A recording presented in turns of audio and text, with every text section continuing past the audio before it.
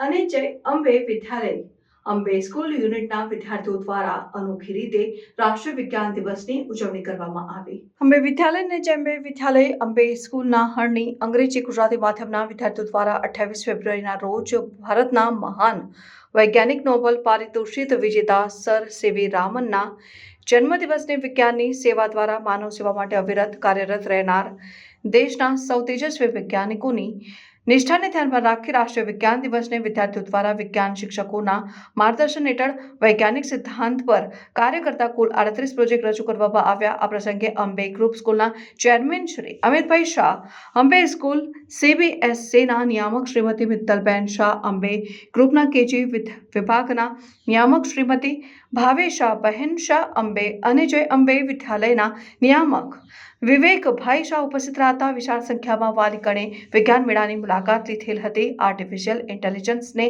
ધ્યાનમાં રાખીને વિવિધ વિષયોને સાંકળી લઈને વિદ્યાર્થીઓ પ્રોજેક્ટ તૈયાર કર્યા હતા। અંબે ગ્રુપ ઓફ સ્કૂલ્સની શાળાઓ હંમેશ માને છે કે દરેક વિદ્યાર્થીઓમાં વિશેષ પ્રતિભા હોય છે।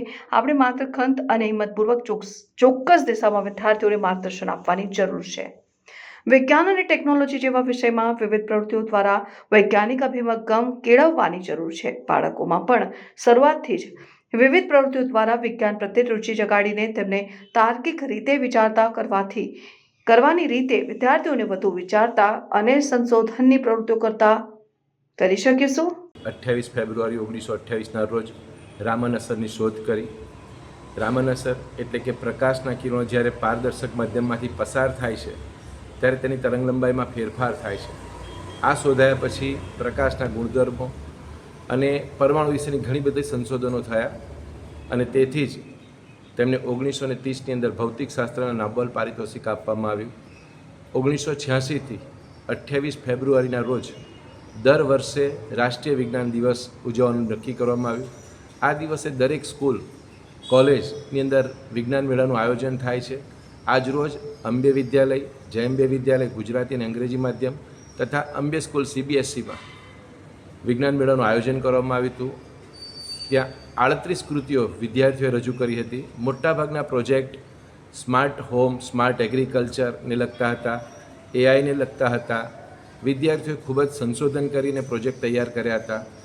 આ પ્રોજેક્ટ દ્વારા વિદ્યાર્થીઓની અંદર સર્જન શક્તિ, પોતાના વિચારો રજૂ કરવાની વૃત્તિનો સમાવેશ થાય છે। વિદ્યાર્થીઓ ખૂબ જ સંપીને કામ કર્યું છે જે પ્રોજેક્ટમાં દેખાય છે।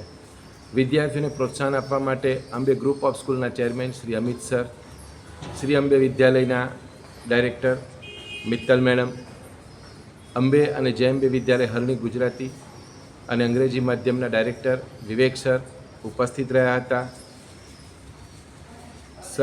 અંબે સ્કૂલ CBSE હરણી તથા અંબે ગ્રુપ ઓફ સ્કૂલના KG માધ્યમના હેડ ભાવેશા મેડમ ઉપસ્થિત રહી વિદ્યાર્થીઓને ખૂબ જ પ્રોત્સાહન આપ્યું હતું। સાથે સાથે પેરેન્ટ્સનો પણ ખૂબ જ સારો રિસ્પોન્સ હતો। પેરેન્ટ્સ વિદ્યાર્થીઓના પ્રોજેક્ટ જોઈને ખૂબ ખુશ થયા અને આ પ્રોજેક્ટ દ્વારા વિદ્યાર્થીઓ ભવિષ્યની અંદર કેવી ટેકનોલોજી આવશે અને લોકોને કઈ રીતે મદદરૂપ થશે એના વિશે વિદ્યાર્થીઓએ પોતાના વિચારો રજૂ કર્યા હતા।